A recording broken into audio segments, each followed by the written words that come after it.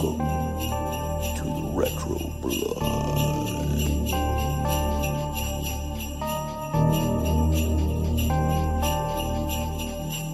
Welcome back, everybody, to the Retro Blood as we continue this month-long holiday discussion, talking some bad kids, some killer bad toys, all surrounding 1980s horror movies. Up next, if y'all like a psychiatrist who goes into cars and beds and gets very horny and has some sort of like freaky like dude named Frank that like wants to do some like freaky sex to get some puppet master's powers injected into him. If y'all like some good dude with a weird looking mullet, kind of like that mullet from Mortal Kombat, the first one. Kinda, yeah. It was kind of the time for that. Yeah, it's the time for that. Walking around, thought he was gonna get some ass, but he didn't get some ass, and he just wanted to prevent a dream, and I guess he did. He just like left. If y'all like some killer puppets who are basically like the Cenobites, but in a more calm universe, Well, okay. then this is the review for you, brother, because the Retro Blood is talking all about the very first Puppet Master. J.H, Alison, James Kline. What's happening, Alison? How is your stay at the, what do they call it? The Bongay Hotel or whatever? Something like that, yeah. Boat? Yeah, so it's good. I've always been a big fan of this movie. Although I don't know how well it holds up. I didn't like it as much as I did when I watched it years ago. But we'll get into that. Well, you know, when it comes to the Puppet Master, it's whatever I've kind of like realized, you know, it's not really all about the first one, since there's like 12 of these things. Right. Okay? I feel like the movies get better as you go. Puppet Master 2 is really good. Yeah. Well, actually, I heard that I think the most popular one might be the third one, because, you know, it has all that Nazi shit in there. Yeah. I heard that, that one's good too. I heard that one's like, was like the most well like received one out of the many, many ones that came. Well, yeah, I did not know there were 11 direct sequels and 15 movies altogether. Yeah. I did not know there were that many. Pretty crazy. Like it's you know, cause like, you know, I was watching this first one, and to be honest with you, the pacing did kind of remind me of the first Hellraiser, and here's why. Okay. So if you remember, you could check it out in the archives. The first Hellraiser movie wasn't really about like the Cenobites. They were kind of like the background players. Right. But there was another story with, you know, I believe his name was Frank, with him trying to, you know, get out of hell and then, you know, bring the other girl back to hell and haunt them and stuff because he was a really bad guy, you know? So he was like the main protagonist. Mm-hmm. And that reminded me of this movie where we had the Neil character, all right?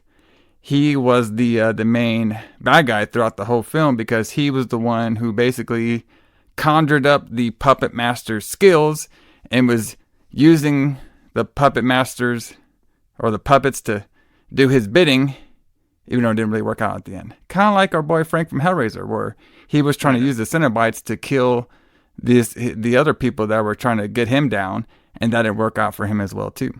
So yeah. True. Similar in those aspects. Other than that, very different. So, but yeah, like it's very interesting that this movie created so many sequels, which I could see why. You know, it is a very, especially like as we go into like the 90s, you know, like the animatronic or like the still, you know, like a lot of puppeteer stuff was very, very popular, more than like the slasher films were. Mm-hmm. True. So, but yeah, very interesting stuff over here, everybody. And we'll talk all about it. Especially we're going to be talking about our boy has returned to the Retro Blood, Charles Band. We'll talk all about him and very interesting backstory to the Puppet Master and everything, and how basically it saved this Charles Band's career. Yeah, basically, because we've done Charles Band movies before. Oh yeah, but I don't think we've ever done a Full Moon Entertainment movie before. Yes. And we can talk about his history and how this happened and why he made this movie. Yeah. When we get there. Yeah, it's actually pretty interesting. And I also want to talk about the VHS craze during this particular time period, which is fun. So, but everybody, as you can see, we're all sounding better. I actually got me a new little microphone over here. Looks pretty, Yeah. a little professional. I think we might finally have all of our technical issues solved for now. Yeah. Now that we've pressed all the right buttons and everything. Exactly. I appreciate you all listening to the Retro Blood, especially some of our new listeners out there. I know we've been getting a lot of people from YouTube, been getting a lot of people from different apps I post on and everything. So welcome everybody to the Retro Blood. Me and the Alison over there, we usually like to get drunk on here and just talk about horror movies and wrestling, all that fun stuff. We're kind of like the character Frank, if we weren't creepy and like very horny, Yes. Maybe a little bit. Maybe we're a little bit like it. Maybe we're more like Alex. We like wander around to find things to talk about. I don't know. Yeah. I mean, we're. I like to think of us as not creepy though. Yeah, it's true. You know what I mean? Sometimes, but yeah. Actually, it's really weird too. Like, not to get into like a whole tangent. These characters weren't really that likable. No, not really. Like almost any of them. Not even like the wife or whatever. No, none of them were really very likable. No wonder everybody liked the puppets instead, just because the way they were on. So a couple things before we get into our weekly stout reviews. I'm trying for next week on the Retro Blood to do our end of the year review show. So technically, right now this one is our Christmas show. Because this one's dropping 3 days before Christmas. So Merry Christmas, everybody. Happy Hanukkah. Happy holidays out there. Okay? Hope you're all drinking some good beer, listening to the Retro Blood, opening up your presents, and making everything happen. Probably on Christmas, too, I'll drop a couple episodes from the past on here. Because me and Alison, we have done different holiday horror reviews in the 80s and some out of the 80s too on the Lights Out. So I'll drop a couple of that. So take a look for that. And you can find that on the Facebook, the Instagram, and the Blue Sky. Yeah, we have Blue Sky now. Yes. We're moving up. We have even more social media. Yeah. Yay. And like I said, the Retro Blood's going to be trying to do a big year next year. You know what I mean? Got a lot of stuff in the works. So hopefully, if we can get everything all together, hopefully our next episode that's going to be coming out in pretty much going to be our end of the year review show for doing Chucky, aka Child's Play, the first Child's Play. We're hoping to do that in video. So maybe we'll see. We'll see how that all happens out here, brother, with the Retro Blood schedule. But so to let you all know the plans. But everybody, like us on the Instagram, Facebook, join the Blue Sky so you can see all the happenings of what is going on in the world of the Retro Blood. Speaking of the world of the Retro Blood, let's get into the weekly stout reviews. And boy, do I have a weird one for this week. But Alison, maybe do you want to go first? Or you want me to go first? You go first. Okay. So I found this one. I actually found this one doing my travelings. Because, my shoot job, I do a lot of traveling. And I believe I found this one in the Raleigh area. So this one is actually made by Raleigh, North Carolina, by the way. And this one is proudly brewed and packaged, that's what it says on the can, by Gizmo Brew. Okay. Gizmo Brew Works. Is that like the Gizmo from like the fucking Gremlins? Gremlins, yeah? Yeah, I'm sure it is. Interesting. I didn't know he was such a drinker. Well, he's not so much a drinker as he is a beer brewer. It's true. That's the thing you didn't know about it. That's one thing that was it's a cut scene from Gremlins 2 was that Gizmo became a craft brewer. Have you seen Gremlins 2? Yeah, I was actually watching that a couple of days ago. I haven't seen it in a very long time. I remember it not being nearly as good as the first one. It's pretty ridiculous. When I was watching it, I would love to review it, but it's in the 90s, so maybe when we do the Retro Blood 90s, obviously we'll tackle that one. Mm-hmm. But it's funny where it was made in 1990, and there's like a building that they're in, and it's the building is basically like like an Amazon center. You know what I mean? It's like one of those high tech buildings of 1990, and and the tour lady says, "This is the first ever smart building." And I'm just like, "Oh boy, if y'all even knew." The first smart building, yeah. It was like a revolutionary, or like a thing that was ahead of its time. Yeah, it was like a Jeff Bezos or Elon Musk center. Right. Okay. Yeah, the Leon Musk. It was pretty good. I actually enjoyed that movie. We're gonna have to talk about it hopefully sometime down the road. But when it comes to this beer, the reason that the Gizmo stout caught my eye is because this particular beer is actually a peppermint stout beer. All right. Okay. And if y'all know me over here, well, I'll let y'all know, I am a huge fan of peppermint. Peppermint mochas, peppermint chocolate, just peppermints in general. I am a huge fan of that. So anytime I find anything that's a peppermint style, I gravitate towards. But yes, and shoot, I had this one last night. And to be honest with you, like, I didn't really like taste peppermint in it. Okay. Unless I'm like, maybe I didn't shake it up that well. I'm not sure you're supposed to like shake up stouts or something, but because like sometimes when they put like like sometimes when you get like coffee or whatever, you put like flavoring in it, all the shit will sink to the bottom. Yeah. Like I thought I was gonna do that in this beer, but no. Like I was expecting it to be a little bit more peppermint. It just kind of tastes like almost like a normal stout to me. So maybe I gotta drink a couple of them. You know what I mean? It's one of those deals. Yeah, I'm sure it is. Yeah. So, but it's okay. Like the can is basically just has like this like, I guess it kind of looks like one of those peppermint candies, and then it has like I guess their symbol, which looks like a flaming tree or something. I have no idea. Right. But it's not bad. I was expecting a little bit more. It's about 6.1%, which is not too bad. But I feel like this is one of those ones where you might need to drink like 2 of them, like, and then maybe you can get the whole like the flavor to it. But like I don't know, it just was this one. I wasn't really digging it, to be honest with you, so, which is disappointing because I'm a huge peppermint fan. Yeah, I mean, I don't know. I feel like peppermint would be really hard to bring forth in a beer. Yeah, kind of. I can't even imagine that. Like, I'd have to try that to see, but I don't know. That'd be weird. Yeah, doesn't sound like something I would really like, but I don't really like mint a lot either, to be honest with you. Well, I like that minty breath. You know what I mean? I'm kind of like our boy Frank a little bit. You know what I mean? Right. Yeah. I thought by drinking this peppermint minty beer, I can conjure up the nerve to ask my partner to do some wild freaky sex to get the master of the puppet master. How did that work out for you? Well, it didn't. Okay. I was just drunk, and then they looked at me all weird. Oh man, I'm not as smooth as our boy Frank was. No, okay, you're not. I didn't have that little like skullet thing going on. Right, skullet. Yeah.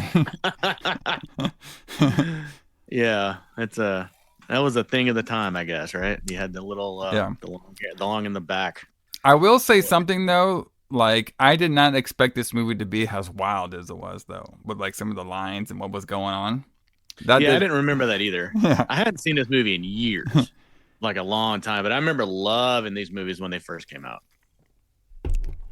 I think this is like, now that I think about it, and we'll talk a little bit about this during the history too. Mm-hmm. But I think this might be the first time I actually watched a full Puppet Master movie.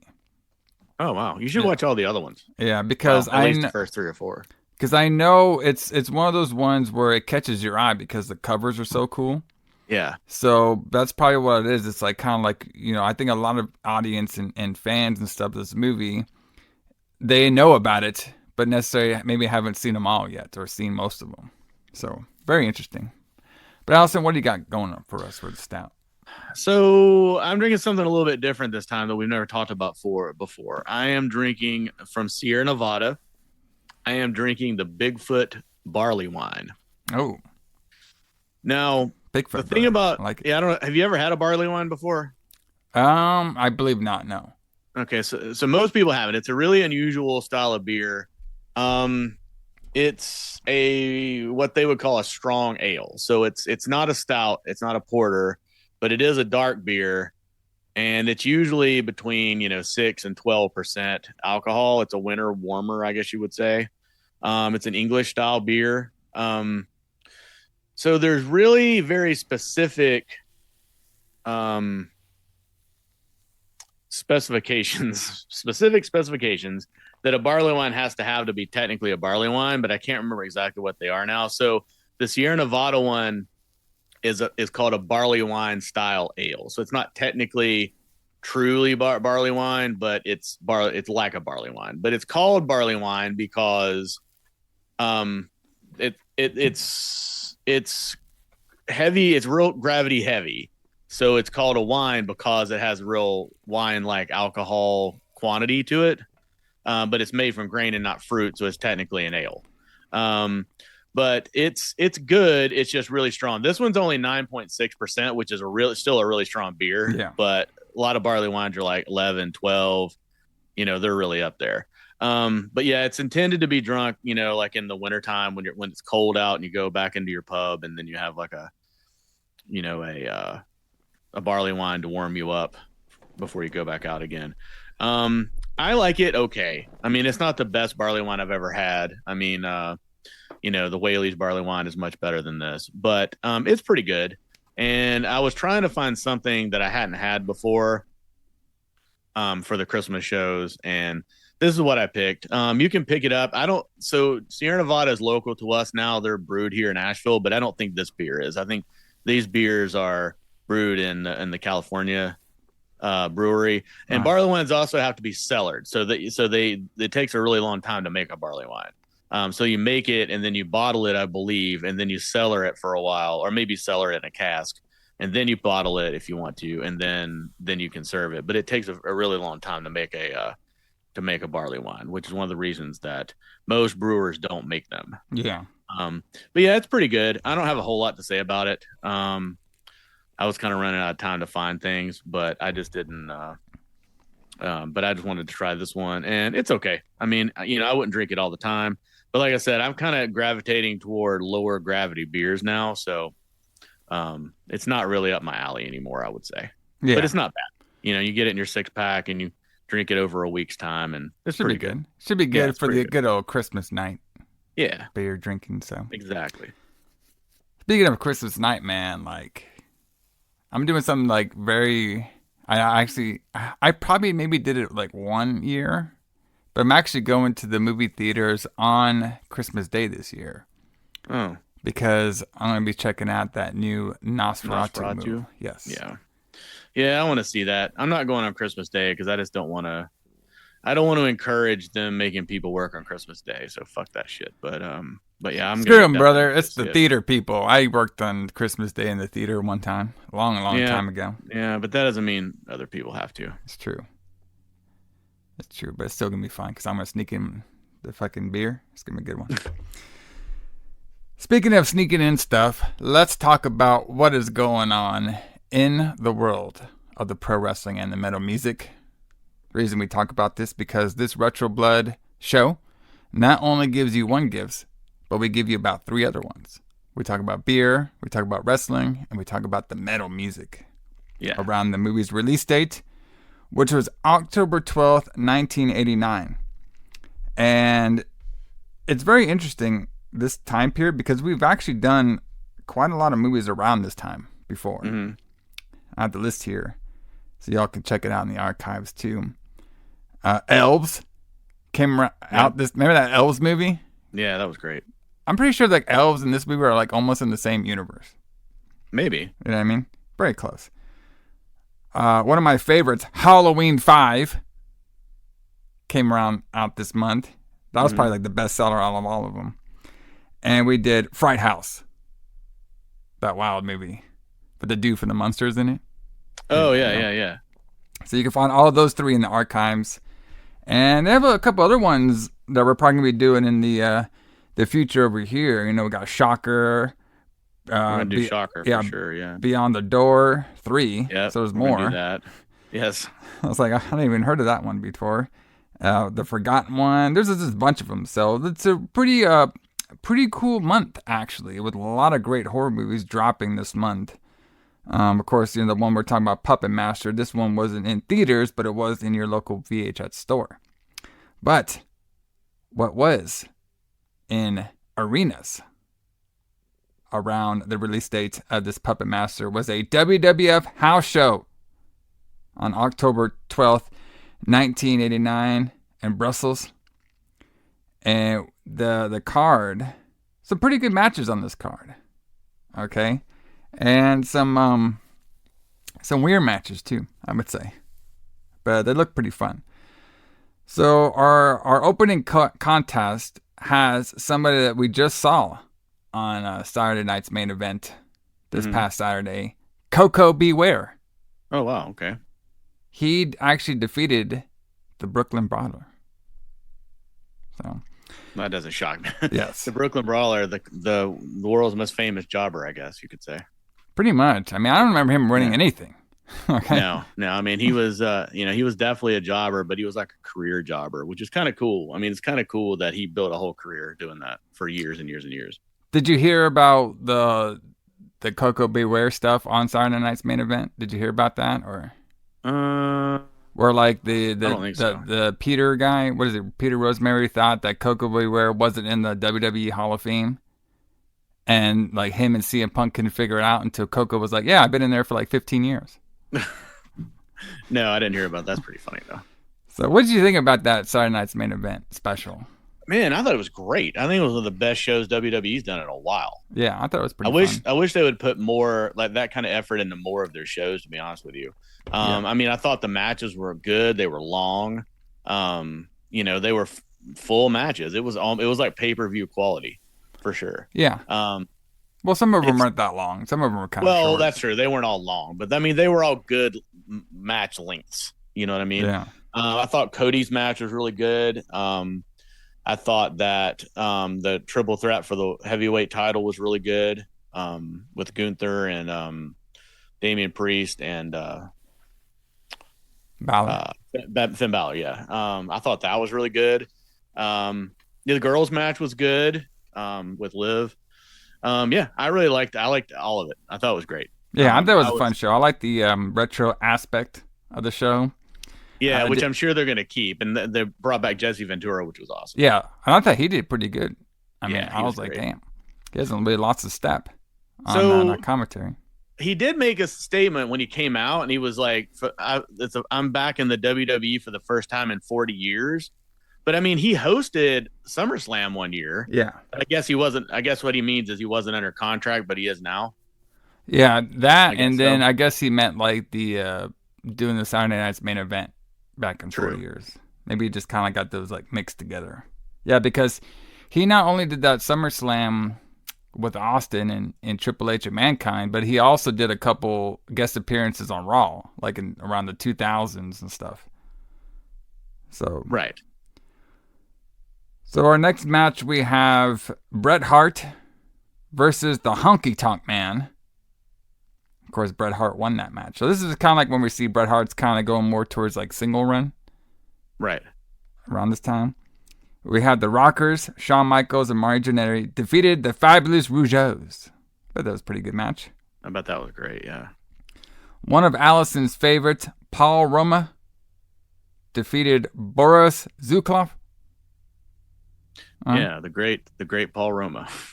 Yes. Power and Glory himself. The fourth horseman, Paul Roma. Absolutely. And speaking of the Winged Eagle coming back. That was awesome, too. To WWE TV with Cody Rhodes and then Kevin Owens stealing it. Did you see that? What's it called? The Raw on Netflix special thing? No, I didn't see that. Aired on Monday? Okay. No, I didn't watch that. It was on Netflix, though? No. It was on YouTube. Oh, okay. Yeah, it was just them doing like a because they're going to Netflix in January 6th. They did like this little like special like promotion for it at the headquarters at the WWE headquarters, and it had like Logan Paul. He's basically going to be on the Raw roster now. Mm-hmm. And it had this hyping up the match between Solo Sikoa and Roman Reigns, and then hyping up the match between CM Punk and Seth Rollins, which was pretty good. Yep. But they had Kevin Owens just show up with the Winged Eagle and proclaim himself as a real champion. Oh, okay. That's going to be Yes. cool. So that means that, I mean, I'd heard that he stole the title, Yeah. but so that basically, and Cody's out for a while Yeah, because now. they did the package pile Right. driver. Yeah. Which is, you can't do that to people anymore. But so Cody's out for a while. So Kevin's going to be showing up on Raw, I guess, or SmackDown with the Winged Eagle belt, Mm-hmm. claiming to be the real champion. And then I assume that'll get settled on the first episode of SmackDown in the new year, I'm assuming. I don't know. It's possible. Maybe at the Rumble. I don't know. I'm not sure how Maybe. long they're going to drag it out, but it looks like for now, like Kevin Owens, while Cody is injured, he's going to be coming out with the Winged Eagle, so we'll be seeing that one. And before I get to this match, do you think Frank was doing the package pile driver on Carissa? Absolutely. Okay, I'm just making sure. Yeah, I'm pretty sure he was pile driving that for a long time. I did not expect that when I was watching this movie, but it was pretty funny. Right. So you'd never seen this before? No. Okay. So we have, speaking of something, well, I've seen this before a shit ton of times. We have in the main event of this house show, the champion, the Winged Eagle man himself, Hulk Hogan, defeated Randy Savage to retain the belt, the WWF belt. So really good main event. Obviously, this one's probably coming off of WrestleMania 6? I think it was? Yeah, that sounds about right. 5 or 6, one of the two. And then this is when we're getting to the Macho King phase and stuff. So, but Alison, what you got going on for us in the metal music? What are we going to be listening to on the way to the VHS Renter Center, J. Allison's Renter Center, to get Puppet Master? I can't remember if you mentioned this, but the release date that we're using is for October 12th, 1989. Yes. Which is when it was released on VHS. Because there was no theatrical release for this, of course. And we'll talk about that when we talk about who booked this shit. But I want to talk about one of my favorite bands of all time. And I don't think that we've ever talked about this band before. We have. We have. Yes. Voivod? Okay. Oh, we have. Yeah, we've talked about Voivod before. So, yeah, Voivod is one of my favorite bands of all time. But on October 13th, which is the day after this, they released their album NothingFace. So NothingFace is like the classic Voivod album. And you know what, and since apparently we've talked about it before, Voivod is kind of what you would call a prog metal band. Like, they're like Fate's Warning and Queensryche, but they're from Canada, but they're like thrash metal though. So they're like, it's like proggy thrash. They were like really, really ahead of their time. And they never really gained the popularity that they deserved, in my opinion. Like, they were a way better band than the success they got of it. They're still going today with 2 original members. The guitar player that played on this Piggy, he passed away from cancer several years ago, but they replaced him with basically a fan. This guy who was in this band called Martyrs, who's in a Canadian death metal band, he plays in the band today. But this is like their classic album. They have a Pink Floyd cover on here. They do Astronomy Domini, I think is how that's pronounced. But it was from like the first, it's early Pink Floyd. It's Syd Barrett era Pink Floyd. So it's like, really trippy, really heavy, really dark. And then they go straight through all of these stories. It's like a concept album, this album is, and it tells this story, which I do not understand at all, but it does tell a story. But yeah, I just wanted to mention Voivod and NothingFace. Well, what's the story? Is it about Egyptian spells? No, it's about a guy who I don't really understand the story, to be honest with you. I shouldn't have brought that up, I guess. But anyway, it's about this guy, and he gets like sucked into like this astral world, and he's like traveling through like space and time and things like that, which is not completely indifferent from this movie, I suppose, or the way these movies are going to go. But yeah, it gets very proggy and very heavy, and all these like dissonant chords in it, which is really cool. And then yeah, this is like, I would say this is like peak Voivod. And I remember the first time I ever heard this. I bought it when it was relatively new, so I was pretty young when this came out, and I just loved the cover, like I did with a lot of things. So I bought this on cassette tape. and I remember putting it in my Walkman, and I did not understand at all what I was listening to. At first, I hated it because I just didn't understand it. But the more I listened to it, the more I liked it. And then when I listen to it now as a much more mature person, I'm just like, oh, this is amazing. But yeah, it was kind of cool and kind of weird to hear this, as a kid. But yeah, if you ever get a chance, listen to it. I don't know if it's particularly up your alley, James, but it is a very good album, and I think people should listen to Voivod more often. And I'll talk about them as much as I possibly can. But yeah, I just wanted to mention that. Yeah, man, we'll play some at the end of this episode. And they still tour around, don't they? Yeah, I saw them last year. Actually at the Orange Peel. Nice. It was great. They're one of those bands though that no matter what you go see, the show will be really good, but there's gonna be things that from their career that you're not gonna hear because they can only play so many songs and they have so many classics to play. But yeah, so you have to see them a lot of times. But yeah, they still tour. They still have the original singer and the original drummer. And then, like I said, they replaced the guitar player and then the bass player. He's been in and out of the band over the years, but he's been pretty much out of the band for like a decade or more.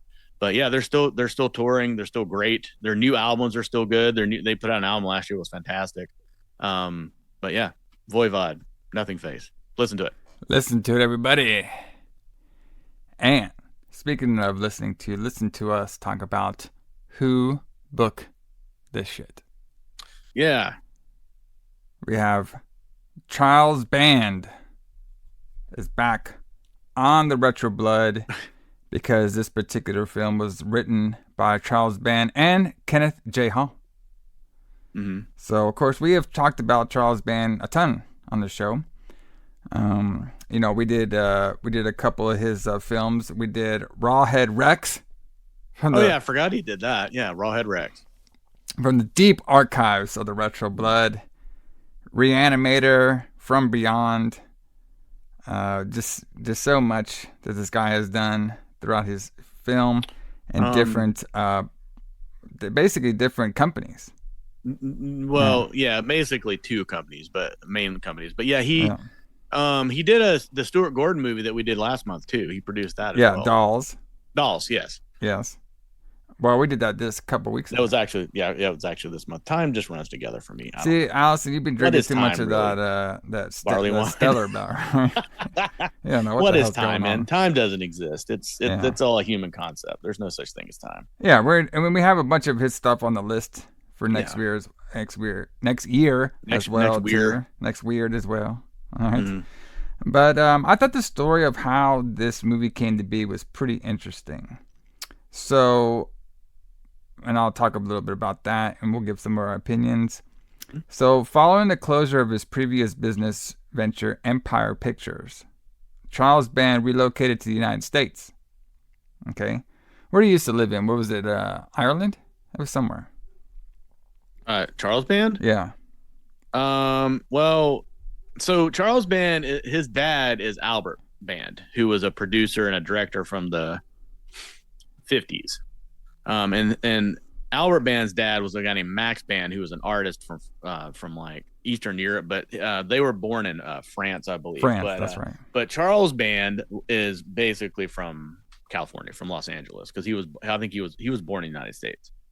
Okay, but let's say he was doing some of his work overseas. Oh no, yeah, for sure he did. I mean, he definitely did work overseas in the early part of his career, definitely, and the later part as well. So after the Empire Pictures basically just went bankrupt and were like selling movies negative, and the negative, he founded Full Moon Productions. Mm-hmm. All right, and Band's goal with Full Moon production was to create low-budget horror films, science fiction, and fantasy films that mirrored the quality of films with the more easier budget. All right, and he got this partnership with Paramount Pictures and Pioneer Home Entertainment, and then Full Moon began production on its first feature film, Puppet Master. So this was the first movie from Full Moon, and at the time, and then for a long time, it was the most popular film from Full Moon because it was a huge success. So basically what happened was originally they intended it to, try to maybe get a summer theatrical release. But then he felt like Puppet Master would do better if he just did direct to video release. So that's why they did the direct to video release in October 12th of 1989, and that's when the movie pretty much became a hit in the video stores at this time. Yeah, and I bet that was pretty revolutionary too, at the time, because home video wasn't new, but it was just becoming a big thing that everybody did around the late 80s. So by this point, pretty much everybody had a VCR. VCRs were affordable enough that most people had one, and you could go to the video store and rent whatever you wanted. And before this, most movies, to make a profit, needed to come out in movie theaters. That was just kind of the business model they had. And this was probably one of the first movies that actually chose to be direct to video. Yeah. Now, there were a lot of direct video to video movies before this, but it was basically considered a failure. They were just like, well, this movie's not good enough to go out in the theater, so we're just going to put it out on VHS. But this is, I think, one of the first movies where they were like, this is what our business model is going to be. We're going to put this movie out, and we're just going to sell it to rental stores. Yeah. And it worked. Which is really cool about, this movie in this time period is we're almost seeing that effect today. Just different. Because it's streaming now. Yeah, it's streaming now. Yeah. Because, back in the 80s and stuff, to get movies to take home and watch it on your own screen, you would go out to the, mom and pop, or you go out to different, rent-a centers out there, big ones or small ones. And you would, scale through this selection that they had. Right. And you would pick it out and rent it, and then, you would watch it, and then you would better rewind it, or else you'll get a fine if you take it back. 50 cents. 50 cents, brother. All right. And, Which is, sorry. Yeah. I mean, the more I think about that, that's just like ridiculous, right? Yeah. I mean, better rewind that shit, brother. Right. Mm-hmm. I mean, like if you worked at Blockbuster, which I did for a very short amount of time because I hated that job. But you would there was a lot of time spent just rewinding movies. Yeah, like just putting them in this machine that would rewind them. And I mean, I guess they just wanted their movies ready to play when the person got it home, so they didn't have to rewind it. But yeah, they would charge you 50 cents if you didn't rewind it. So it's kind of like the same platform you see today. For all your youngsters out there, where if you go on Netflix or Hulu, you scroll through a bunch of different titles. You'll see the cover art on there. Then you might read the description or watch the trailer. It's kind of similar similar way when you went to go to the VHS store, and you would go through the different cassettes, and you would look at the picture. Then you would read some of the descriptions on the back of the VHS cassette. Yeah, and they didn't have trailers, even though they would play trailers, later on and stuff on the TV. But it was it's very like that. Like you have a whole big library to pick from. And they, pretty much Charles Band and the Full Moon, they saw that. They're like, well, all these, renter centers and stuff, or video to rent centers, they want more content on their shelves. You know what I mean? Because people are renting them all like a high rate. So why not get them all out there to these stores and just have them rent them, and then boom, there you go. And that just by doing that and the movie's popularity, that's how they pretty much were pretty much released like one of these a year after 1989. Because there's like almost 11 of these by now. Right. And it just became a cult classic. Exactly. And also, the home video market was completely different than you would expect it to be if you're not familiar with it. Because basically, like when you went to buy a VHS tape, it would be like $20 or $25 or maybe $30, depending on what it was. But video stores didn't pay that. They paid around $100, $120 for a VHS tape, because the idea was that they were going to rent it, and make money off of it. So basically, for every copy of Puppet Master that was sold, they would get like $100. Yeah. So they made a lot more. They made a lot more money that way, probably than they would have from, people buying tickets to this movie that nobody would have gone to see anyway, probably. So I'm sure that's why they were thinking about doing it that way. Yeah, and it just so worked out. And a big thing with the Charles Band's Full Moon production company was a lot of times they would, all right, get me a title and get me a poster, and we'll just work around that. That's true. Sometimes they didn't have a story; they just had like like an idea, or like a title, not even an idea, a title, and then like they would have an artist make a poster for it, and then they would base a movie on that. Yeah, it's very very interesting stuff there. A couple things about the movie too. We also have which I want to talk to you about this. So one of the puppets was known as Pinhead. Okay, you're the big dude with the fucking small head. Yes. Now, but we also know that the main guy from Hellraiser was also known as Pinhead as well. So we have dueling Pinheads?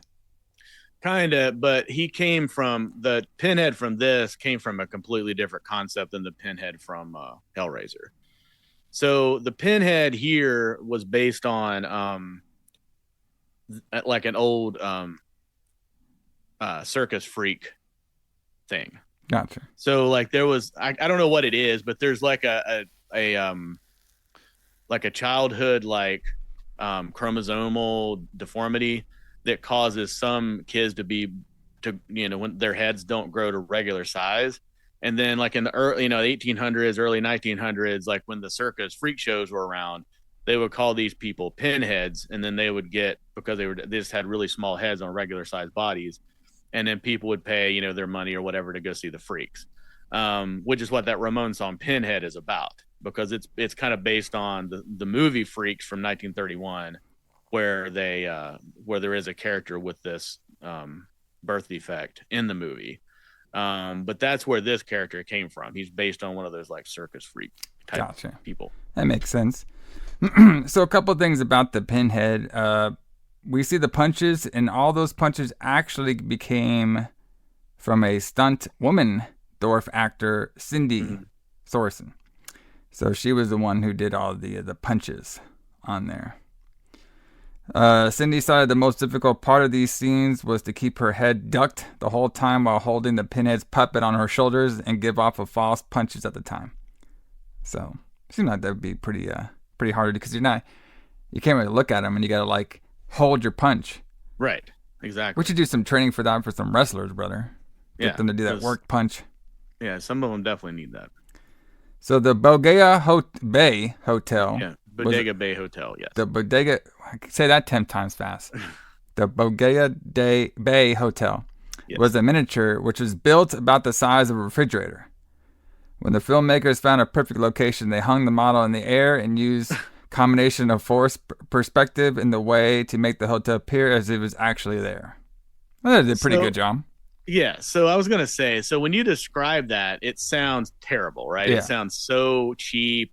But I mean, these are cheap movies, and they were intended to be cheap movies. Yeah. But his idea was that he wanted to make cheap movies that looked like big budget movies. And for a while, he was very successful at that. Not so much later on, but for a while, he was very successful at that. But I mean, you got to do what you got to do to get your movie made with the budget that you have. And it worked. I mean, I think it looked great. So I'm going to go off topic here for a second. Uh-oh. Speaking of, these cheap movies that make them look like big picture movies. Mm-hmm. I can't stand the CGI shit. No, I can't either. But I mean, it just makes me sound like I'm an old man screaming at clouds when I say that. But I hate CGI. Like, the problem is, okay, so, I was watching this Red One. Yeah, the new movie with The Rock. Yeah, I haven't seen it yet, but I need to watch it. And this is kind of topical because, that's The Rock's movie, the Red One, that came out this year, a couple weeks ago, I guess, is a perfect example of a movie sucking at the home theater, but doing really good on streaming. Which we talked about a lot with these horror movies. A lot of times these horror movies would even get theatrical releases. They would bomb, and then they would blow up in the renter centers, the Blockbusters or whatever. Mm-hmm.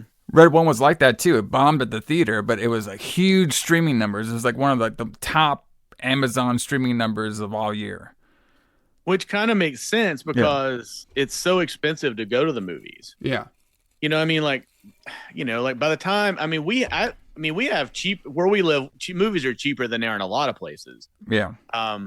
Compared to like New York or somewhere like that. But by the time I go to a movie, and then of course I'm going to get my soda and I'm going to get my large popcorn. It costs like $30 to go to the movies. Well, and if you're bringing kids and a family, yeah. I mean, imagine if I had, if I have a date, and it's going to be, well, I guess we could share stuff, but it's going to be, you're going to be spending $50 at least, and if you have kids, it's even more. But yeah, I mean, for 2 kids and 2 parents to go to a movie is probably over $100. Yeah, and it's a family style movie that Red One was. Exactly. So or you can stream it on Amazon Prime, which you already pay for anyway, for free. But my rant pretty much is like, this fucking CGI shit is getting out of control. Okay? Like, everything in this Red One movie looked good, but it just looked so fake. Like the fucking huge ass steroid reindeer. Right. Okay?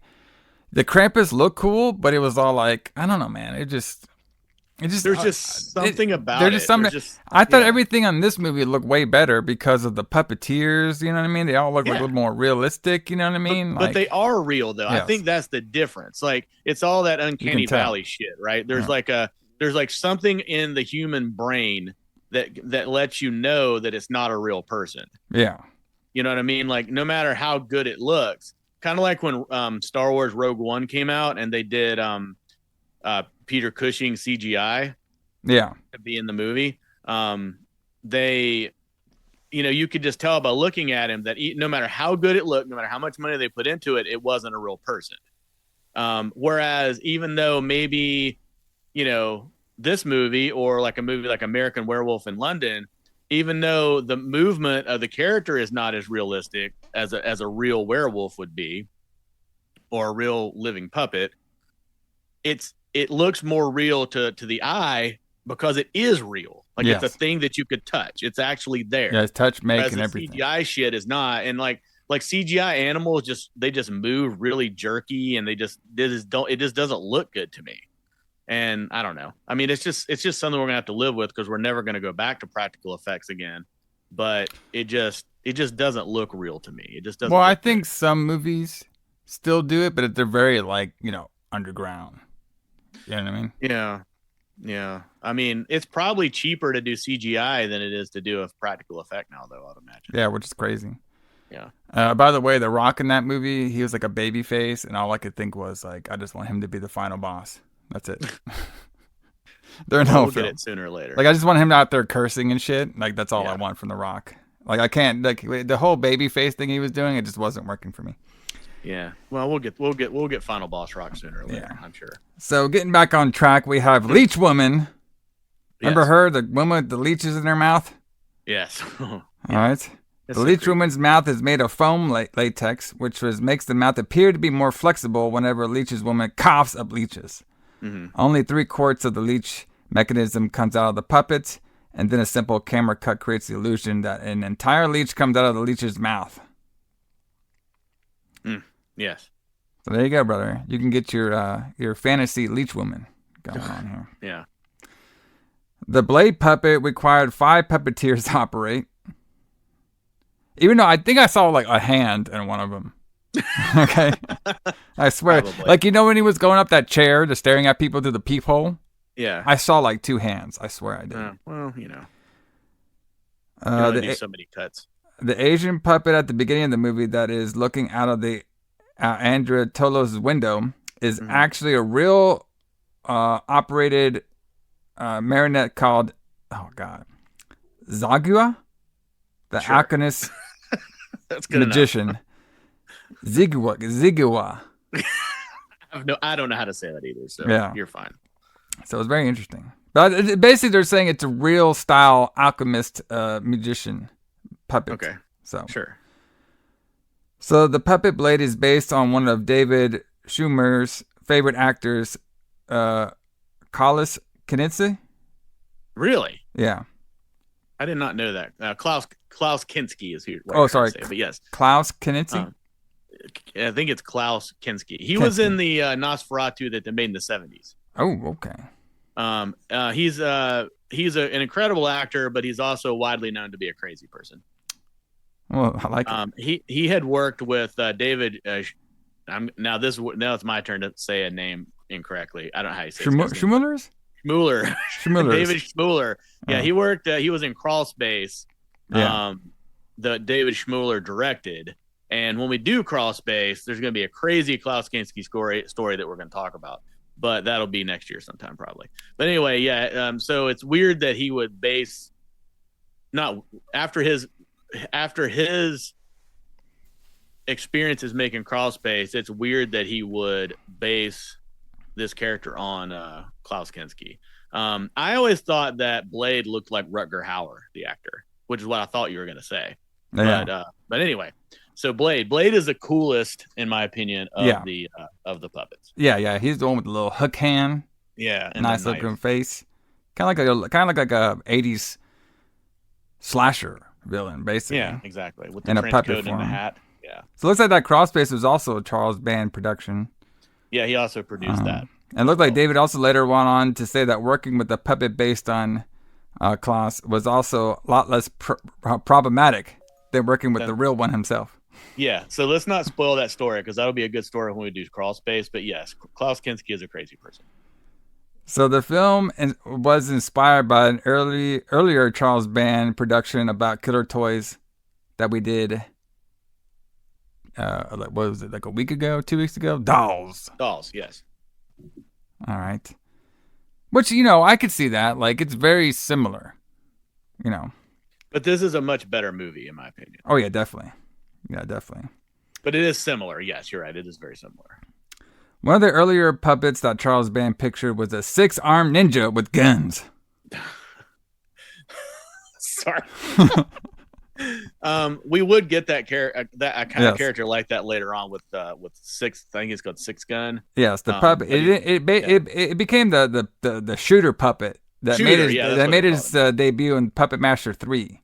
Yeah, that character's fucking awesome. But he's not a ninja; he's a cowboy. But that is still cool. I heard that Puppet Master 3 is pretty wild. It's better. It was in 1991. Yeah, we'll do it. Yeah, we'll do it. We'll get the retro blood 90s eventually if we live long enough. Yeah. Or if somebody wants to sponsor that show, I'll do it right now. Yeah, if somebody wants to sponsor, we'll do a second show, Retro Blood 90s. So it was originally intended to be released in... Well, we talked about that. So in a 1999 interview with horror movie website The Terror Trap, director David Schmuller admitted that the reason he was not involved with the rest of the Puppet Master series was that it would be revealed someone else besides producer Full Moon... Charles Band was responsible for the creation of Full Moon's biggest franchise. So, Let's see. So basically, he said the reason he wasn't involved because I guess it would be revealed that Charles Band was the head of it. But he is the head of it. I don't understand why that was an issue with him. Yeah, I don't know either. Let's see. David was never ever approached to do a director's commentary for the first Puppet Master movie after its DVD release was announced. In the same interview, he also mentioned that Band still owed him residuals. Yeah. So what I'm guessing is that the director Schmuller and stuff, I guess he wasn't involved because I guess the rest of the series wanted to make it like a Charles Band thing. He would get the most credit. It would be like Charles Band presents Puppet Master, not David Schmuller presents Puppet Master. So basically, David wasn't getting a lot of clout for what he did. But on the directing. Is. Yeah, it is. I mean, none of these movies would have ever happened if it hadn't been for Charles Band. Yeah, and Charles Band was a director and could have directed every one of these movies if he'd wanted to. Yeah. So I mean, I don't really see his side on this, but okay, whatever. I'm a Charles Band mark though, so yeah, me too. His stuff is great, fantastic. So apparently, this movie, there's a shit ton of them. Okay. Yeah, apparently there's 15. Yeah. So I guess there's about 2 of them that are near they kind of fill some of the gaps between the first Puppet Master. Okay. All right. And let me see if I can pop them up over here. Mm-hmm. So we had these prequels. One of them would be the Retro Puppet Master. Then we also had Puppet Master Axis of Evil, which is a trilogy. Yeah, it's the trilogy one. They did Axis Rising and Axis Termination. Yeah, so those movies, I guess, all go together. Mm-hmm. It took a really long time. So Axis of Evil came out in 2010. Axis Rising came out in 2012. Axis Termination came out in 2017. So it took him 5 years to make that. But one thing, though, like I haven't seen any of those movies, but one thing you can tell is one thing about Charles Band is the quality of his work has definitely gone downhill. Like a lot of it is just like, it's like he just doesn't give a shit anymore about making quality. He just wants to make a movie. Like those movies are really short. Like Puppet Master Dr. Death is like an hour long. He doesn't like he puts as much quality into his work as he did, but he directed the first two Axis Rising movies. Yeah, he did that, and he also did the spin-off Blade, the Iron Cross. Yes, Blade, the Iron Cross. Yeah, which they're basically doing a bunch of about the actual Blade puppet. Which Blade is the only puppet who has appeared in every film. Yes, that they had. I wonder if in those new movies they still use the puppetry stop motion animation, or if they use CGI now. I'm guessing they probably use some of the CGI. Nah, that's what I'm guessing too.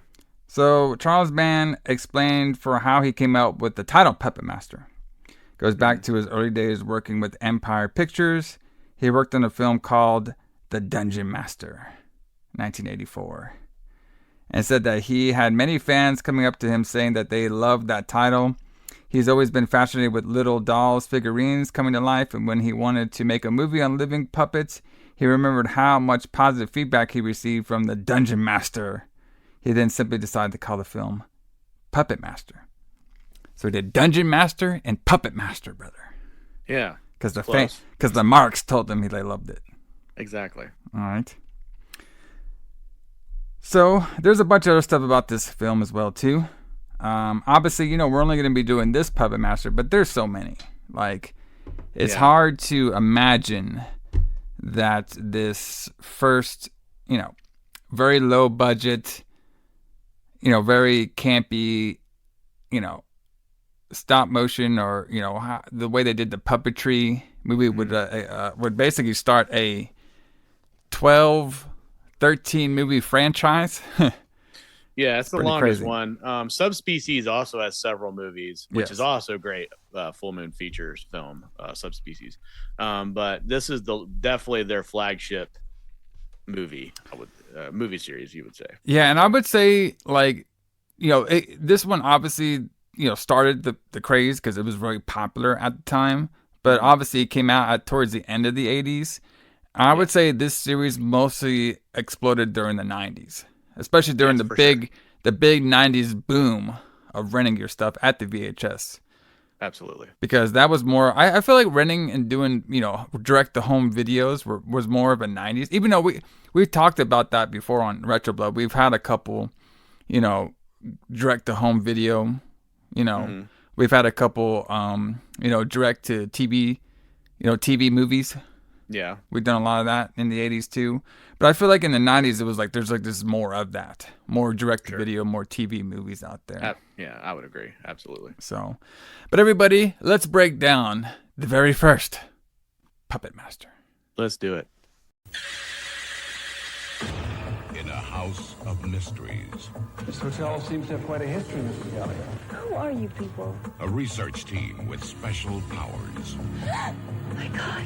She's experiencing the past. Because we are all joined by our thoughts. Has uncovered an ancient secret. I have something I want to show you. Metaphysically speaking, I killed myself. But they are playing with an evil force. What would you do with the power? You can't save her, Alex. They have given life to a deadly power. We're all in danger. And now a box of little toys I think someone's in the room, Frank. has become a gang of little terrors.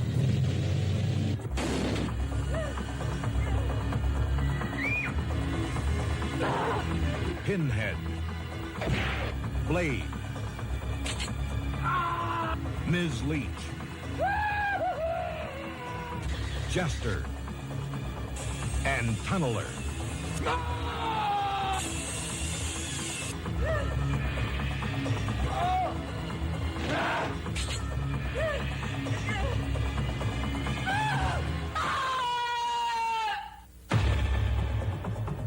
Irene Miracle, Paul Lamont, Barbara Crampton, and William Hickey as the Puppet Master. All right. So we start off with some cool, I put it like creepy Christmas music. But I guess sure. Just because I was trying to... season. Yeah, it's a season. So we have some close-up on some puppets' face and eyes. Yeah. And then we randomly just go to a beach. All right.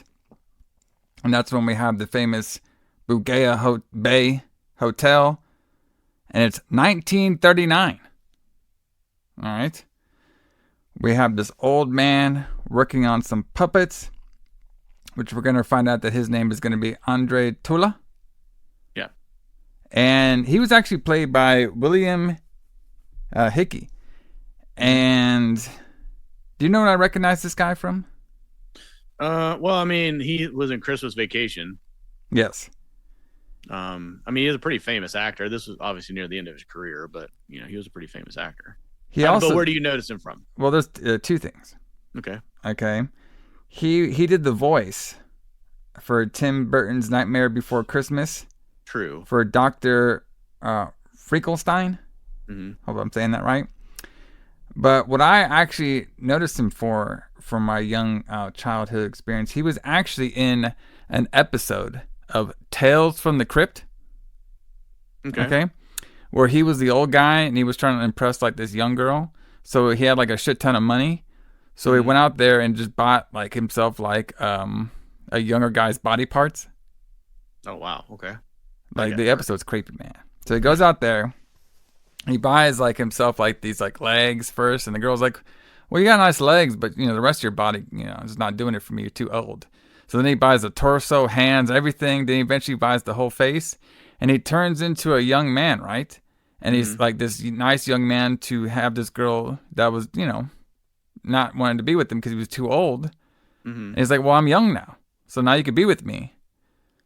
But she's like, well, you're poor now. I was like, well, yeah. I was like, well, I'm with this guy. So basically the guy that he swapped body parts with was rich. So she went with the rich guy, not the younger man.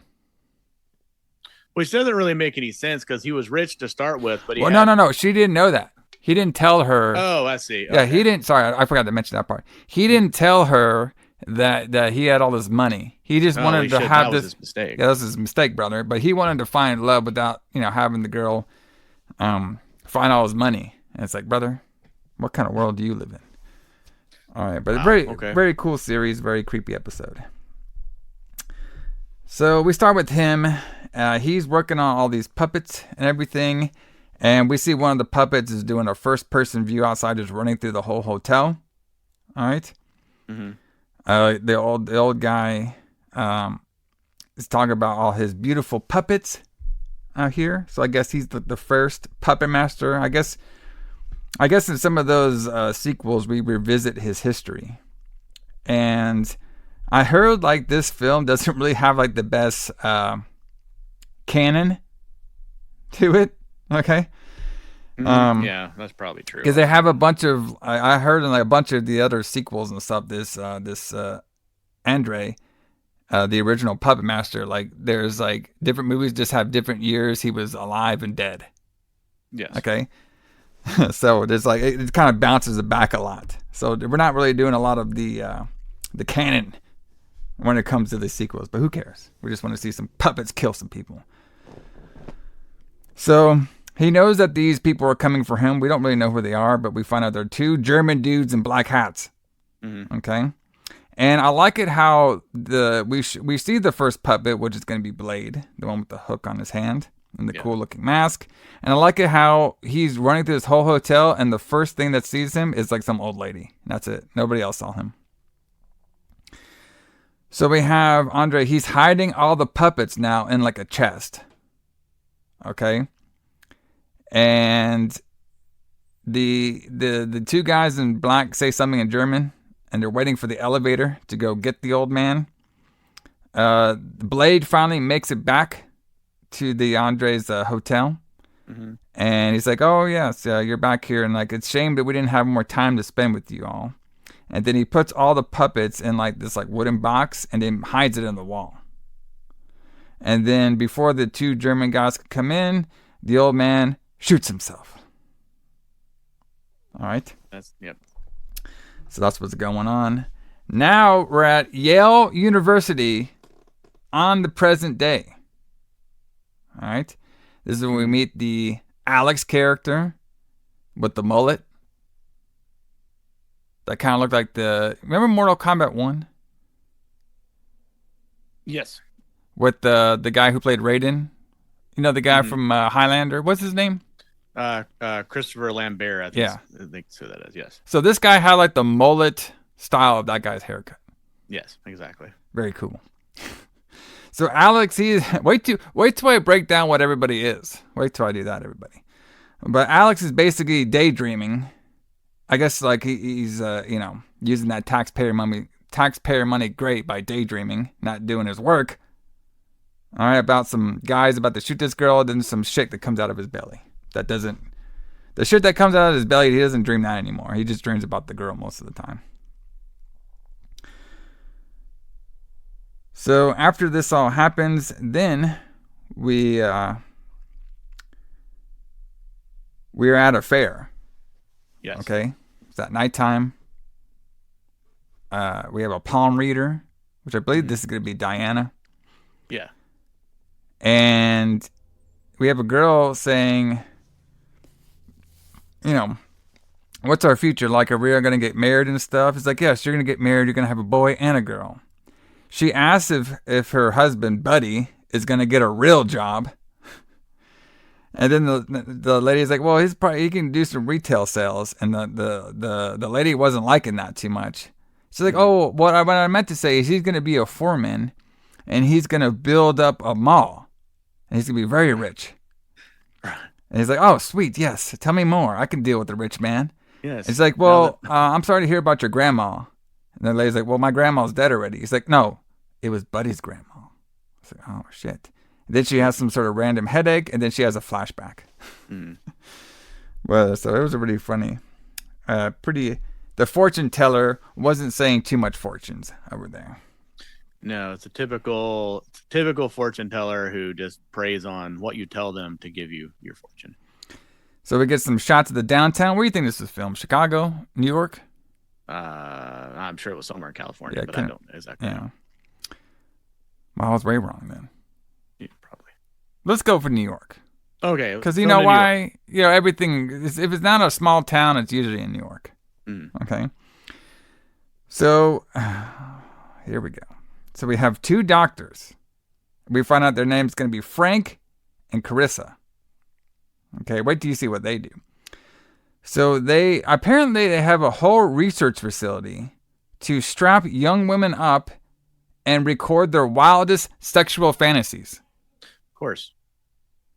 Where's that job and how come I can't sign up for it? Yeah, that sounds like something that was made up for this. I doubt this. I don't think this actually exists. I'm trying to think. 1989, wildest sexual fantasies. And then this girl was like, well, we have a man on a horse running. Now she's running down the beach naked. And Frank's like, you don't see this? You don't see this? And I was like, there's a lot of weird sex stuff in this movie. I know. Thrown in to make people. This is not even the worst of it. Wait till we get going. I know. So somehow, okay, we're going to find out what Carissa's powers is later. But Frank's powers are still semi of a mystery to me. Maybe when we get there, I'll ask you. So then Frank says this girl has a lot of vivid imagination. And Carissa just looks on.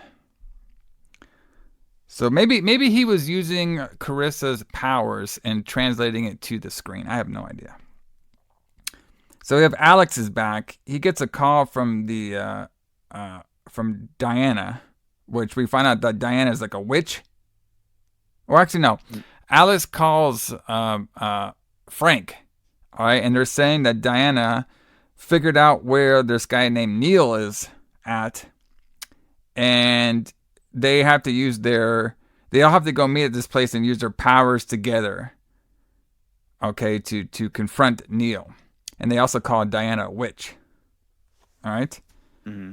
So we get to we're back at the hotel. Was it the Bungay Hotel or something? Day Inn? Yes. On the Bodega beach? Inn, yes. The Bogea Inn.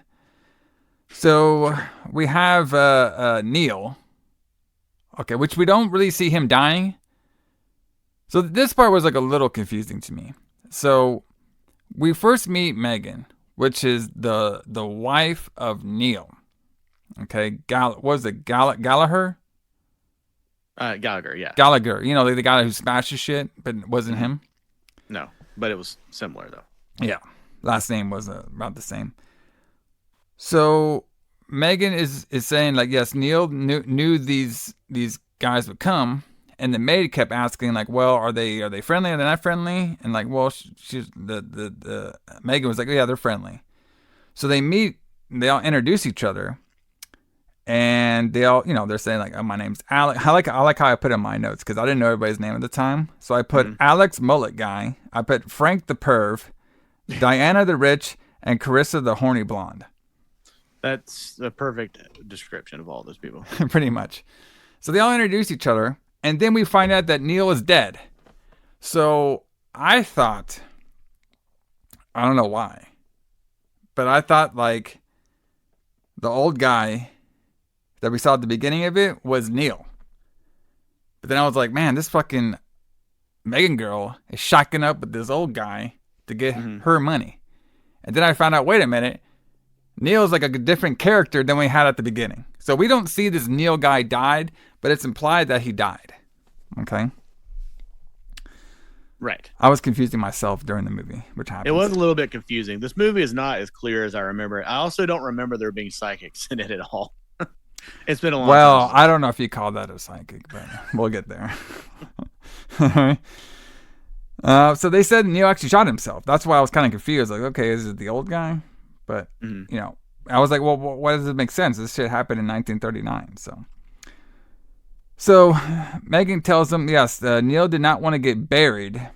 I guess he wrote in his notes or death letter or whatever that he didn't want to get buried until the crew showed up. All right, so now Megan was going to go show him all the rooms, but Frank wants to stay there and pay his respect.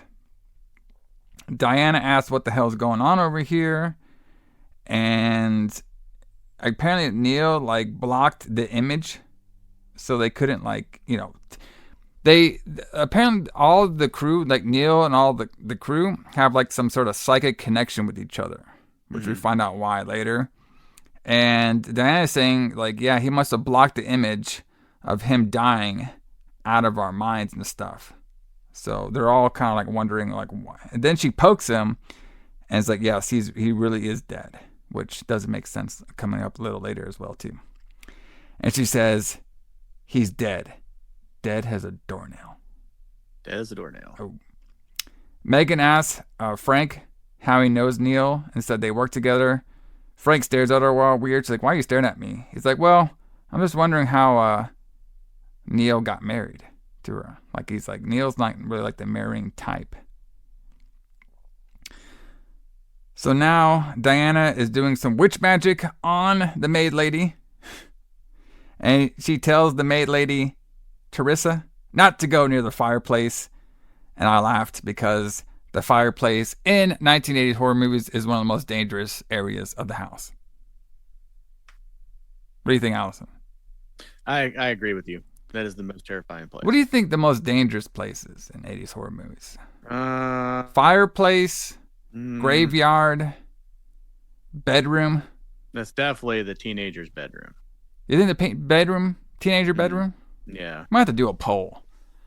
We should do a poll. You know what I mean? What's the most deadliest place inside your house in an 80s horror movie? I'm going to go by near the fireplace because there's a lot of shit that happens around near the fireplace. True. You know what I mean? That's true. And then there's a lot of shit around a fireplace in this one too.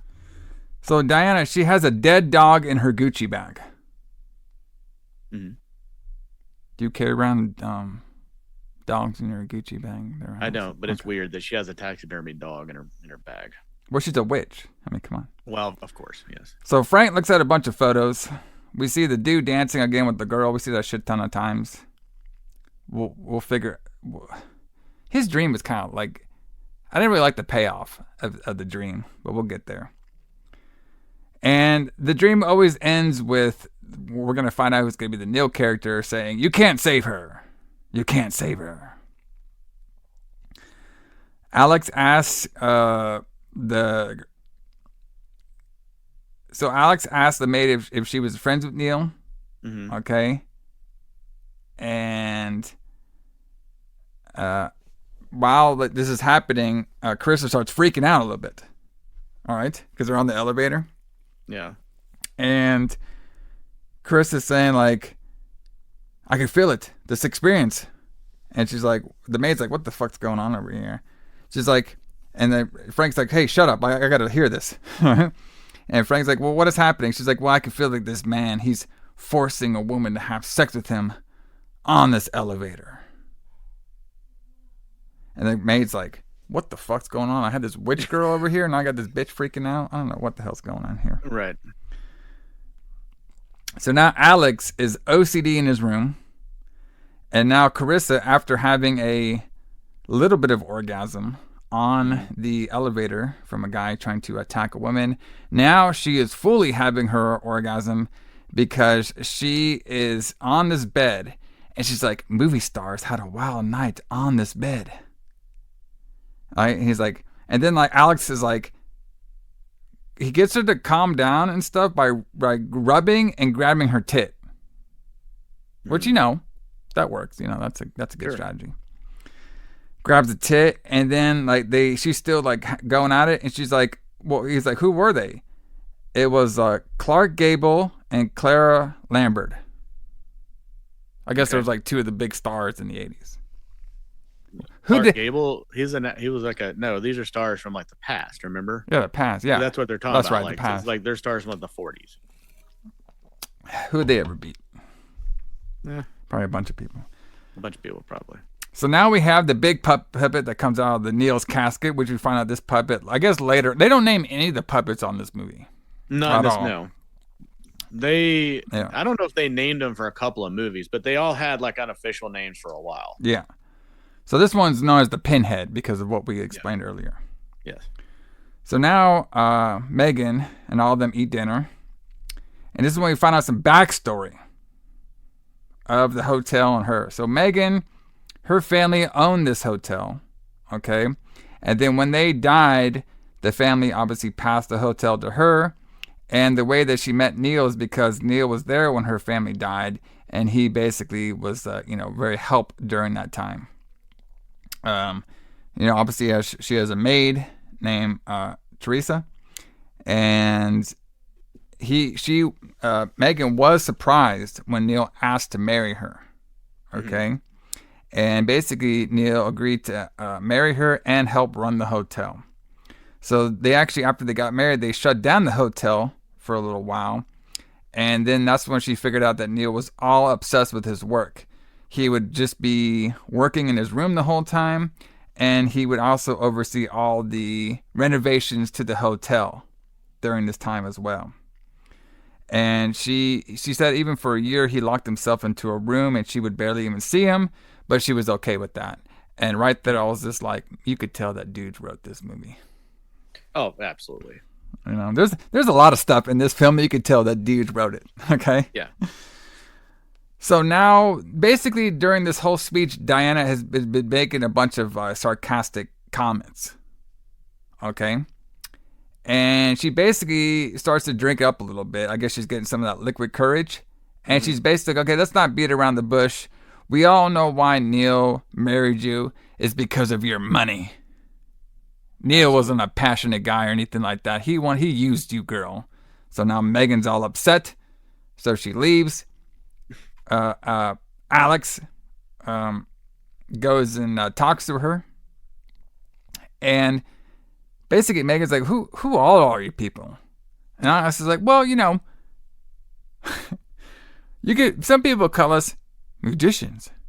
Yeah. Oh, okay, that came out of nowhere. He's like, yes, let me know. Let me break down everybody for you, if I may. You may. Okay. So Alex explains who everybody is and what is their magical powers. Okay. So he starts off first. See that girl over there, Carissa? Trying to fondle that French fry like it's a dick. Yeah. What she does is she is actually a psychic, and she can go on different surfaces like beds and cars and figure out the whole past of them. He didn't mention though that every time that she was on one of those services, like a car or a bed or elevator, it's all sexual past. Right. It's all sex. Like I didn't hear her doing anything that was not sex in her whole magical powers. Nope. That's all she can see. Yes.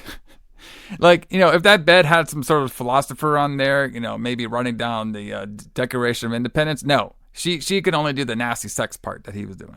Okay. So now we have, he talks about Frank, and he said Frank and Neil were basically study buddies, and they were studying the magical, mythical Egyptian powers of puppeteers. Magic. Where they could bring living life forms into objects. And puppets. Now, I got another question for you, Alison. Oh, God. Here we go. In 1980s horror movies, what is the most dangerous spirits?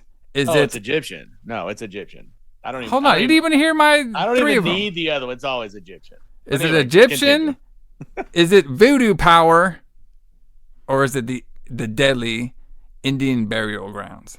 No, it's Egyptian for sure. Those guys, I mean, so many people apparently dabble in the Egyptian afterlife magic that it just goes over. I would say it's more so than the voodoo would be second,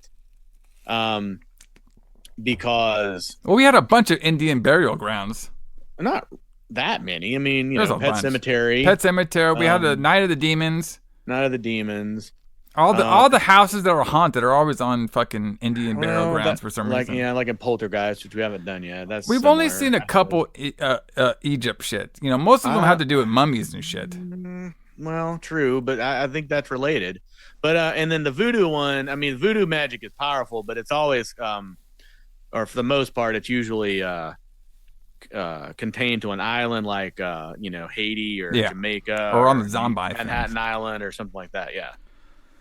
For the most part. So she also Alex says that the Diana, she is basically like a fortune teller type of deal, and that's why Neil used her because she could tell like where the last living puppeteer guy with his powers was hiding.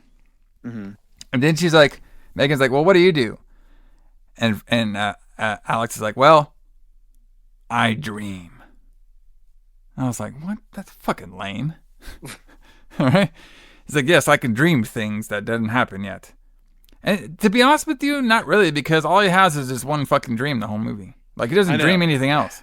That's what I kept thinking when I was watching this. Like, I didn't remember that there were psychics in this movie.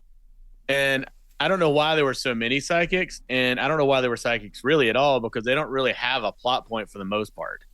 Like he only has that one plot point that affects things.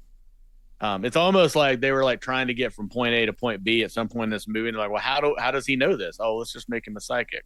Let's just make them all psychics. Yeah. It's a collection of psychics. But anyway, continue. So now, I swear this was the maid. Near the fireplace? Was it the maid or was it Megan? I thought it was Megan, but I could be wrong. Okay, I think it might have been Megan. So Megan's by the fireplace and everything. Mm-hmm. The most dangerous area in a horror movie. In this house, for sure. She was playing with, some of those fire weapons.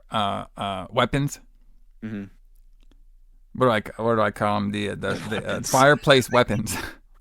They're always used as weapons, bro. They're fireplace weapons to kill people. Right, because they're made house. out of like metal, like steel, because you don't want them to melt in your fireplace. Yes. But yeah, like the fireplace poker is what you get attacked with. So basically, she gets scared by the piano, and then we can see that this is the pinhead. He grabbed part of the killer fireplace tools and knocks her the lightest knock. She did like She did the puppet did like one of the most like lightest shots on the head I've ever seen. Yes, because it's hard to make a puppet lift something heavy like that. All right, so now, like she wakes up, right? Mm-hmm. And a lot of the people are going towards like the Neil's body because Neil's body just like appears in the room. Okay. Mm-hmm. And now Diana and all them are suspicious of what he's up to. Right. And then they're like, well, maybe it might be the wife. Oh. So now Megan is woken up by Alex. And Alex said, like, she's like, what the hell hit me? And he's like, well, it could have been your maid. We can't find her now. I was like, okay. And Megan's like, what are you guys truly doing here? And Alex is like, well, I came here to make sure a certain dream of mine didn't come true. Wait till we get to those scenes. Fantastic. Okay, here's some of my favorite parts here. So now Carissa, she is super horny in a bathtub. Yes, for no apparent reason. Well, no, remember. Except to show her nude. Her powers, brother, is to be horny when she goes into different places. Okay, that's true. I mean, what a power that is, man. That's pretty cool. So she's horny in there. Frank's like, oh, Frank, he's kind of a creepy guy. Like, I can't believe the two were like a couple. Frank's like, oh, what are you dreaming about now? She's like, well, there was 2 women in this bathtub. Oh. And then Frank, so basically now, I guess what they're trying to do, Frank and Carissa, is they're trying to somehow do like a ritual to capture Neil's powers. Okay? Mm-hmm. And Carissa's like, well, when you get his powers, what are you going to do? And I could barely hear him, but I think Frank said he wants to take over the world with the powers. Yes. And then Carissa's all like, do you think Neil's wife is pretty? And then, of course, Frank leaves. Okay. And then she's walking around. And then we get a jump scare with Frank being creepy because for some reason, he had some pantyhose over his face. Like he's going to rob a bank or something. Yeah, for their weird sex game where he plays a bank robber, apparently. I guess so. But we will see what their ritual consists of, and I cannot tell if this is the most genius thing I've ever heard of before or the most corniest. But we'll get there. Mm-hmm. So now we see Alex. Okay, he sees Diana, asks what she's doing. And Diana's like, well, we're all in danger. Neil's going to kill us all. I was like, well, you're pretty much correct. Pretty much, yeah. And then now we cut back to now we're going to see the ritual that Frank and Carissa are doing. If I may. You may. So Frank's recording himself. All right. And their idea to capture Neil's puppet master spirit is to have wild, freaky sex with each other. Yes, that works every time. Okay, I think this is the most genius idea I've ever heard. Yes. So you can go up to a girl who's like super horny and just be like, listen, if we go fuck on this like magical bed that had like people from like the past fuck on them, what we can do is you can have some wild sex with me, okay? And then this like spirit guy is going to come down here and he's going to give us all these powers and we're going to be rulers of the world. And the girl's like, oh, sweet, I'm down. It's like, yeah, let's do it. God damn, everything must have been so easy back in the day. Yeah. You know what I mean? Yeah, people believe things like that. Apparently. So their idea of having some freaky sex now is to get Frank all tied up to the bed. And but this guy was he's like, yeah, oh yeah, I like that. Oh yeah, tie me up. Oh yeah. I was like, bro, what are we watching? I did not expect any of this stuff when I was watching this fucking movie about puppets killing people. Okay. Yeah. So now I just put in my notes, Frank the creepy is super horny, gets tied up, and he likes it. So now Alex, he keeps walking around and shit. All right. And then he sees that Diana's witch stuff, and then he eventually lights a candle And then Alex pours them a drink, but one of the puppets is around there running around. Diana is now talking to her dead dog. Okay, and she says there's going to be a lot of changes in this next 24 hours, and then we can start hearing some of the supposed sex next door. And of course, Alex cannot sleep because of this fucking that's going on over here. Right. So this is when we get Blade looking through all the peepholes.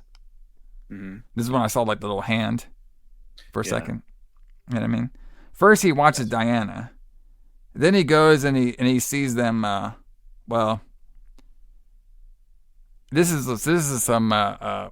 Did you see what they were doing? Like, they were supposedly fucking. Okay. You know, Carissa and Frank in there, he was all tied up with the stuff on his face, and she would just basically just riding him. But like, yeah, you know. yeah, she was just sitting. He was tied to the bed, and she was like on top of him, right? Yeah, yeah, because that was going to be their ritual or whatever. Yeah, to get the spiritual powers. Right, exactly. So Carissa stops. She thinks somebody's in the room because we can see that the I guess the puppet that looks like a soldier came in there. So she's looking under the bed, and she tells Frank to be quiet. And then the soldier puppet gets her. Then we see her has a bloody hand.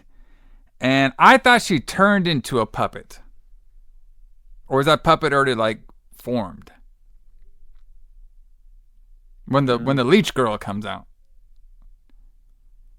Did we turn her into a puppet like dolls, or the puppet was already there made? No, the puppet was already there. Okay. Yeah. So then the leech doll comes out, and at first she's like sucking his titty a little bit. Frank, he's like, "Oh yeah, you're back. I like this." And then she starts putting like these leeches on him. He's like, "Oh, is this one of those like sex toys?" All right, and then starts hurting him a little bit, and then he finally gets the stuff off his eyes, okay, that covers his eyes. And you can see there's a bunch of leeches on him. And he's screaming, and Alex just thinks they're just fucking more. Yeah, which are like, they come out of her mouth, and now they're all over him. Takes forever for it to come out. To me, that's kind of like the creepiest part. Yeah. One of the creepiest.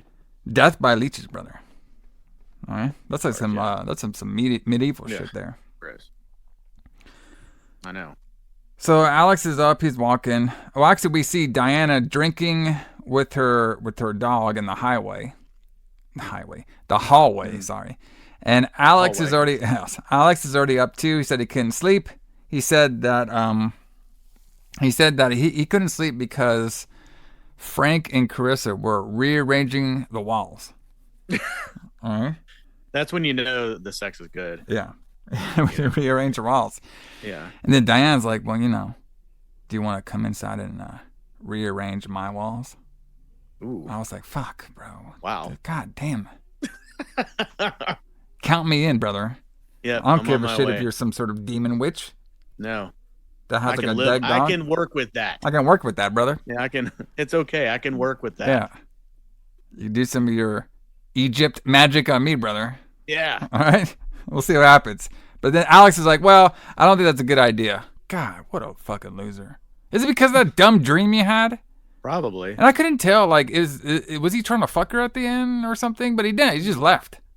Yeah. That's a weird character. Mm. And she's like, "All right, then I guess Diana's like, well, I guess it's just me." So she comes into her room. We see Neil's dead bodies in the room. Yeah. So she says, like, "Well, you can't fool me." She does some witch stuff on him. Mm-hmm. She's trying to like do her witch magic to finally lay him to rest. And then she eventually gets attacked by one of the basically gets attacked by the Pinhead puppet. And her legs gets all fucked up. She's crawling out of the room. And this is when we get a bunch of scenes of the Pinhead puppet just punching her face. Right? Yeah. And then she eventually throws his ass downstairs. She goes onto the elevator, the hook one. Blade is trying to get to her. She knocks off Blade. She goes down to the lower level. The Pinhead's there, punches her some more. A lot of punching of women on here. Can't do that nowadays. Well, you know. With the puppet. And then Blade comes down and he finally slashes her throat with his knife. He doesn't use his hook. He uses his little blade knife. That's probably why they call him Blade. All right, so now Megan. She's trying to wake up Alex. Says he wants to show her something. Or him something. Said he couldn't sleep, and she said basically she couldn't sleep, and something about her husband's death was making her feel a little weird. Okay? And she says, like, yes, my husband was in this room the whole time, and he never let me come up in here, but I didn't mind. And that's when I was like laughing, because I was like, there's no way. There's no way, like, a wife would like let some like husband stay up in a room for like a year and not doing any contact or anything. Unless he was like hypnotized by his Egypt magic, I guess. Okay. Maybe. So now she says, like, now they entered to a room, and the room is basically the same room that Alex was dreaming this whole time, with her ballroom dancing with the guy with the mask on. And the mask kind of looked like the mask that the Blade was wearing. So the guy takes off the mask. It's Neil saying, I told you couldn't save her. And then, of course, like I was kind of confused at this scene. Mm-hmm. Because Alex has been having this dream for like months now. And he's finally in the dream. And he just lets everything just play out. Like, he doesn't stop her from dancing with him. He doesn't do anything. He's all shocked. Okay? So he barely tries to stop her. And then he wakes up because it was all a dream. Okay? And then he sees 3 dead heads of his friends on his bed. Then he wakes up from that and it's all a dream. So is everything just a fucking dream? I hate that trope in movies when they do that. When they have a dream and then they wake up, but they're still in a dream and then they wake up again. I hate that. So then we just replay the whole scene we just got. Yeah. Of Megan getting him coming upstairs because she couldn't sleep because something about Neil's death and the original Puppet Master's death wasn't working well with him. Mm-hmm. All right. And she brings him to a different room this time. And this room actually has notes from Neil's. Okay? Mm-hmm. It has the secret Egypt magic power notes. Okay? And this is from the original Puppet Master guy saying they didn't want this power to get into the wrong hands. All right? Okay. And This is when we hear some noises, okay? And this is when we could see Alex is now dreaming of Neil, saying this is saying violence, and they get all freaked out. And Alex gets all freaked out, and he has a dream about all his friends hanging out in the diner. So they all go to the dining room. This is when they see all the crew. Okay, we have. They're all there, like Frank, Carissa, and Diana, all dead at the dinner table. Okay? And then we have the reveal that Neil, he is not dead. He's alive. And he has turned himself into a puppet, supposedly. And he has controlled all these puppets because he is now the Puppet Master. Alison, what do you think about the reveal? I didn't think it was terrible. I mean, I thought it was kind of cool. So basically, he explains that he is the one that killed Megan's parents because he became bored on experimenting on these plastic puppets. And he wanted to experiment on humans. All right. And he's also getting Megan's parents out of the way so he could basically control Megan. Okay. Right. Then he also explains the reason he killed himself and turned himself into a puppet because he's going to be living forever. Unless something happens to his physical body, which you two don't have the powers like I do to hurt my physical body. And then he starts whipping Alex's ass. Yeah. All over the fucking movie. Okay. And then the puppets that he was supposedly controlling turned heel on him and started beating his ass. Happens every time. So I was semi-confused. Did I miss something here? No, I think this is just a weak part in the plot. I didn't really follow this completely either. Well, what I thought was just have maybe to enjoy the puppets killing people. Well, hold on, Alison. Okay. We're a deep dive podcast over here, and That's true. we go into the lore and the history of everything. True. So what I'm guessing happens is maybe when Neil was doing his puppet master experiments, when he found out the secrets from the original puppet master Andre, he killed the Megan's parents, and maybe he was using their souls in some of the puppets. Maybe the soul is in Blade and Pinhead, and then those souls were like, "Well, fuck you, man! You can't kill my daughter, so we're going to attack you." That's what I thought, but I could be completely wrong. And you know that makes sense too. Yeah. So the first one to attack him is the Pinhead, okay, and he was always saying like, "You're just a mere puppet. I'm the puppet master," and then he like pops off his head, all right, and then Blade comes down there and tries to attack him too, and then the one with the saw head is the one that pretty much got him, because it first got him on the leg. And then when they actually pinned Neil down, that's when the saw is going to go into his neck. And I was also confused too, because after getting his ass whipped for like about 10 minutes of the film, Alex wanted to help Neil in the locked elevator and get him out of there before they killed him. Even though Neil was going to go kill them, and the puppet saved them. But then Alex wanted to save Neil from getting killed. Yeah. Maybe also too, I think Neil's plan was to kill all of the people that he was linked with, and he was going to make them into his puppet servants as well. Yeah. Did you not think about any of this during the film, Alison? No, I just enjoyed the puppets, man. I didn't really break down. You didn't do any deep diving like I did. I didn't break down logistics of all this. I just think it's cool. I just think the puppets are cool. And then Megan, who just found out that Neil killed her parents, is now crying that Neil's dying. Yeah, it doesn't make a lot of sense if you think about it. So I suggest not thinking about it and just watching the cool puppets.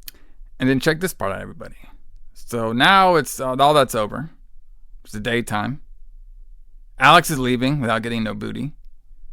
Even though he dreamt this girl for like months and years or whatever. I have no idea. He was like, all right, well, if you're ever in the East Coast, whatever, just hit me up. I'm going to leave now. Sure. She's like, okay. So then Megan takes remember the dead dog that was like in a taxidermy dog? Yep. She takes him, walks him upstairs. Dog comes to life. Then we end the film. So it was the wife the whole time. It was. She was the real puppet master out of all the puppet master people. Or maybe she, okay, was she, I guess she's the one? Well, maybe, or maybe she just used the Egyptian magic to bring the dog back to life for some reason. But so she knew the Egyptian magic codes. Yes. Now, is there like they didn't really explain it, but can you have more than one puppet master, or can you just have like just one? Because maybe when Neil finally died, I guess, maybe she turned into the real puppet master this time. I mean, maybe. Because I mean, remember she inherited the hotel, and then that's where she met Neil. And then he was like, they were talking about how he married her for her money or whatever, but then he was the puppet master. Maybe they were both puppet masters, because she was like, you think she's a face, but she kind of turns heel by the end. Maybe. Well, I heard too about all these puppet masters. every time they have a cliffhanger ending, they don't even follow up with it. It's just like that. No, we never see this. This is never talked about again. Yeah, so we never see Megan and her magical powers again, apparently. So no, we don't. At least in the ones I've seen. But the movies are all based around the puppets themselves. Like the puppets are the reason you watch it, not for the plot. I don't know, man. Like I said, like we didn't even get that much scenes of the puppets, though. Like, it's kind of like I said, it was kind of like the original Hellraiser, where we only got certain amount of screen time for the Cenobites. I felt like it was the same with this movie. We only got certain amount of screen time for the puppets. Obviously, we know why, because, budgets and everything. Budgets, that's why. Yeah. But the story within it was just a little confusing.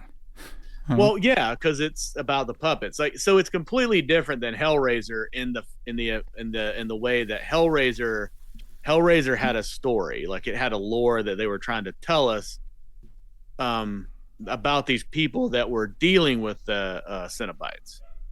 And this movie does the same thing. It just doesn't do it as well. Like, the story of the humans is really secondary to having puppets in the movie, but we don't really find out much about the puppets either, and not in this movie. Yeah. But we will later.